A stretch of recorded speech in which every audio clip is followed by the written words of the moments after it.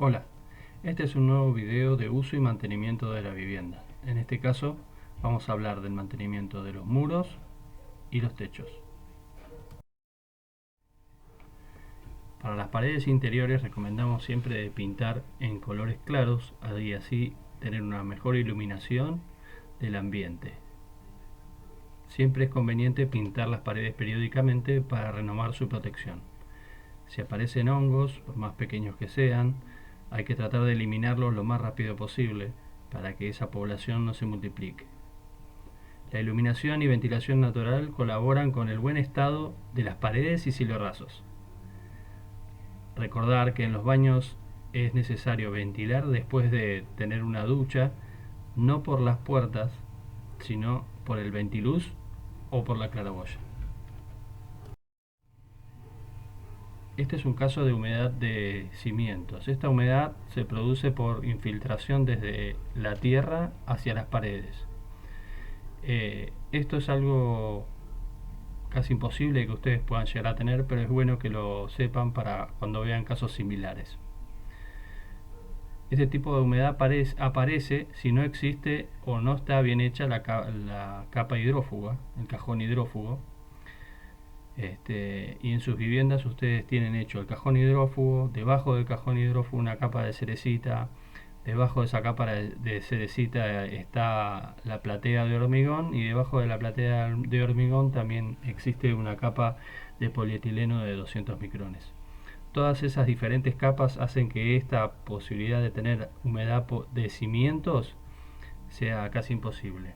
Pero bueno, ante la aparición de este tipo de humedad que generalmente aparece sobre los zócalos, es necesario avisar y trataremos de encontrar la solución.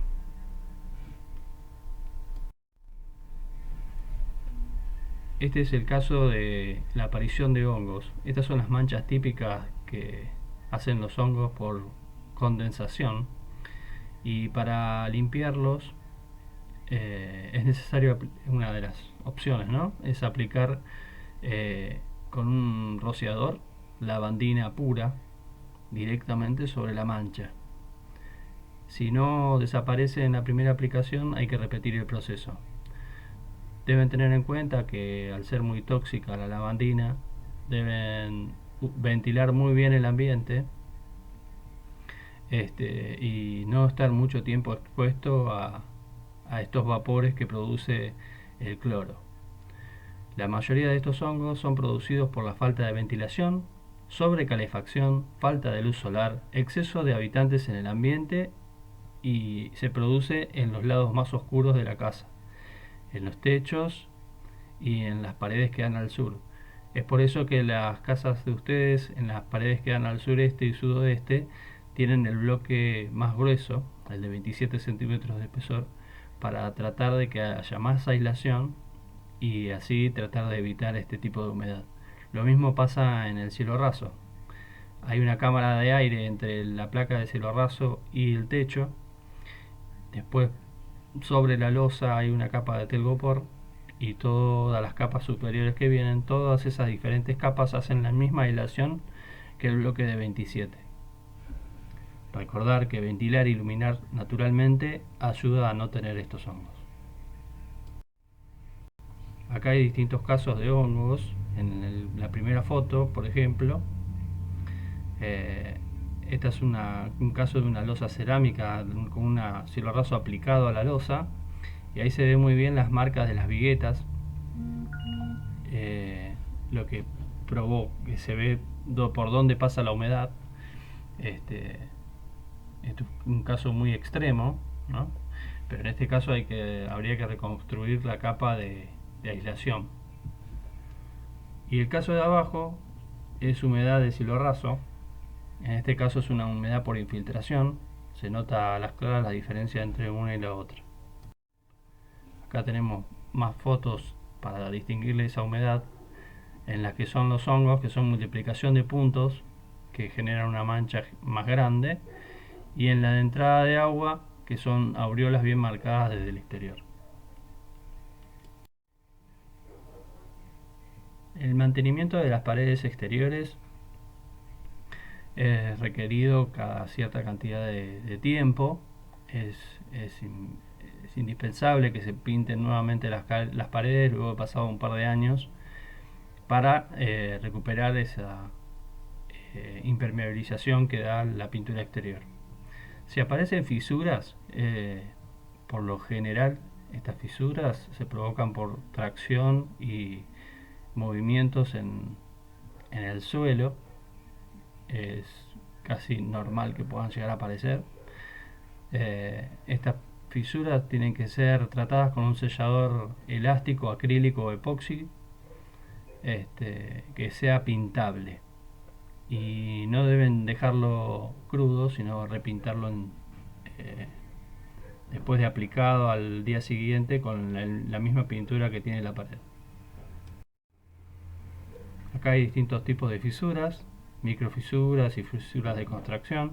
Deben ser tratadas de la misma manera. Las microfisuras generalmente se producen por eh, el secado de los revoques y se soluciona solamente con pintura. Acá hay un caso extremo en el que ya está saltando la pintura, pero generalmente cuando uno pasa sellador en una pared recién revocada, se empiezan a ver unas pequeñas mapeo, que es solucionado con la pintura.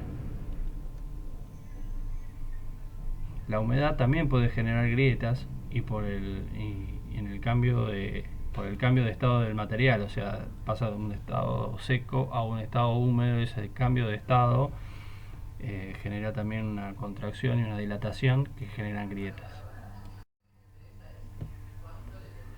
Mantenimiento de los pisos y revestimientos. Es conveniente controlar que detrás de las griferías que están amuradas a las paredes exista pastina, y de no ser así reponerla y tratar de que esté bien cubierto para que no por ahí se ingrese humedad, agua, y genere una mancha de humedad en el dormitorio, por ejemplo.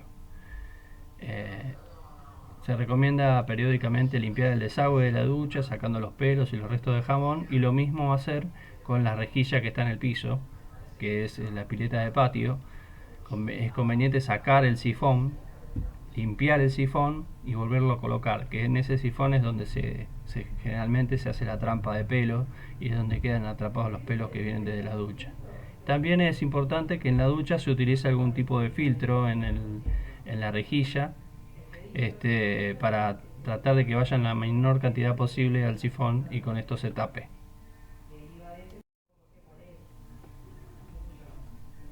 Para la limpieza, no utilizar sustancias abrasivas, ácidos o esponjas de acero que suelen dañar la capa de protección.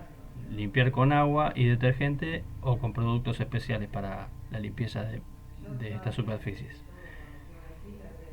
Si observa fisuras en las juntas de las baldosas, hay que volver a pasar pastina, ¿no? Y si la junta vuelve a aparecer, es conveniente poner un sellador elástico para que absorba esa dilatación. Para el caso de los techos de chapa en los prototipos 1, acá te damos un par de recomendaciones. No apoyar elementos que puedan perforar la chapa. Por emergencia, que tengan que subirse a ese techo de chapa, solamente pisar en la línea de tornillos, que es donde está la estructura, y revisar periódicamente las fijaciones y sellarlas en caso necesario. Este es el caso de que, por ejemplo, las arandelitas de gomas empiecen a envejecerse, y entonces por ahí se corre el riesgo que entre agua. Si pasa eso, se puede poner un sellador elástico alrededor.